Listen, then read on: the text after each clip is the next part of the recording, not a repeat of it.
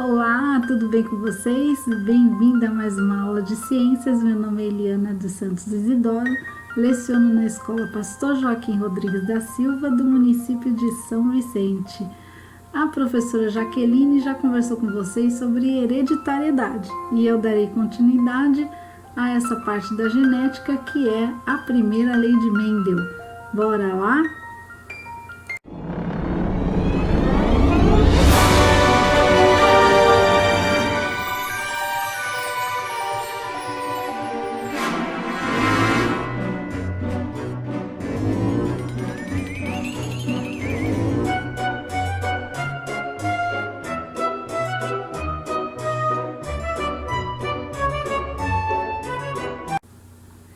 Eu não posso falar da primeira lei de Mendel sem antes falar um pouquinho da genética. Vamos lá? Bom, genética é a ciência que estuda a transmissão das características hereditárias, ou seja, o que herdamos dos nossos pais, né? Os pais passam as suas características através do gene para nós.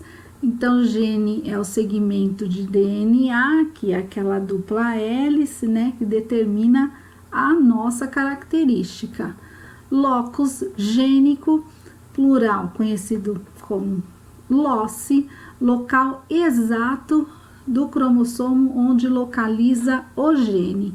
Então, por exemplo, eu tenho aqui um cromossomo, certo? E essa marquinha que você está vendo aqui, ó, é chamado de locus gene. Então, ou seja, o local exato desse cromossomo, igual esse que eu tô mostrando aí para vocês. Genes alelos. Genes alelos é o par onde ocupa o mesmo locus em um cromossomo, em cromossomos homólogos. Então, vamos lá. Então, nós temos aqui os cromossomos, né? Esses cromossomos aqui são conhecidos como cromossomos homólogos, e esses genes aqui são conhecidos como alelos. Azão, azão, esse daqui, azão, azinho, e esse azinho, azinho. Depois eu vou explicar para vocês por que essas letras diferentes. Continuando com o nosso raciocínio, gene dominante, ele possui maior expressividade e é representado por letras maiúsculas. Azão, azão, bezão, bezão, cezão, cezão, assim por diante. E o genes excessivo, ele possui uma menor expressividade. Ele é representado pelas letras minúsculas. Azinho, bezinho, cezinho, ok?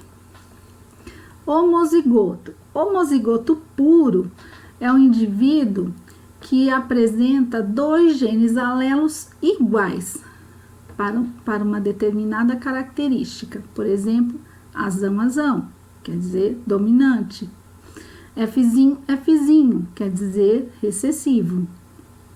Heterozigoto, conhecido também como híbrido, indivíduo que apresenta dois genes alelos diferentes para uma determinada característica. Então, ó, heterozigoto diferente, homozigoto igual. Então, heterozigoto, a característica que nós estamos vendo ali é o Vzão, Vzinho. Então, olha o exemplo aqui. Então, nós temos dois cromossomos, um cromossomo da mãe, um cromossomo do pai, e nós temos aqui, ó, azão, azão, homozigoto dominante, Vzão, Vzinho, heterozigoto, Fzinho, Fzinho, homozigoto recessivo. Se você esquecer, dá uma voltada, volta lá no vídeo e assiste novamente. Tá bom? Eu sei que essa matéria, ela é difícil, mas cai aí nos vestibulares, vestibulinhos, então bora estudar. Então, vamos conhecer um pouquinho sobre Mendel. Em 1866, trabalhando em um monastério, Gregor Mendel publicou a sua pesquisa sobre hereditariedade. Só que ele morreu sem ter o devido reconhecimento. Em 1900, 3 cientistas botânicos, Carl Correns, Hugo Weiss e Eric Seisenegg, esses 3 cientistas, eles estudavam a mesma pesquisa que Gregor Mendel estudou. E eles chegaram às mesmas conclusões, cada um estudando em um lugar no seu país, e eles chegaram à mesma conclusão de Gregor Mendel, só que eles não conheciam o trabalho de Gregor Mendel, né? E quando eles foram publicar os artigos deles, perceberam que já existia um estudo muito grande sobre hereditariedade, e só aí que o trabalho desse grande cientista foi reconhecido. Bom, e qual foi a pesquisa, qual foi o estudo de Mendel? Bom, ele é conhecido como o pai da genética e também com o estudo das ervilhas. Então, quando vocês forem prestar o vestibulinho de vocês aí, falou em ervilha, pode contar que é Mendel, tá bom? Então, ele trabalhou com a ervilha conhecida popularmente como ervilha de cheiro, né? Por que ele trabalhou com essas ervilhas? Porque elas eram de fácil cultivo, né? O tempo de germinação, crescimento, reprodução muito rápido, né? Produzia muitas sementes, a flor, principalmente isso, né? A flor era hermafrodita, ou seja, possui os 2 gametas, masculino e feminino, ficou mais fácil para ele, né? Então aí tá a representação da flor com os 2 gametas, e com esse estudo ele poderia fazer também a fecundação cruzada, que foi a base da pesquisa dele. Bom, além de todas essas vantagens, a planta também apresentava as características simples. Vamos pensar assim, se Mendel fosse trabalhar, por exemplo, com pessoas, né? O tempo de crescimento, de reprodução, ia demorar muito, ele ia morrer e não ia conseguir concluir o trabalho dele, apesar dele ter morrido antes do reconhecimento, mas ele concluiu o seu trabalho, né? Chegou a publicar. Então, as ervilhas, o que acontece? A ervilheira, né, essa planta, por ela ser de fácil cultivo, então crescimento rápido, principalmente a parte de reprodução, né, e as características, elas tinham características específicas que ajudou muito na pesquisa de Mendel. E quais são essas características? Vamos ver agora.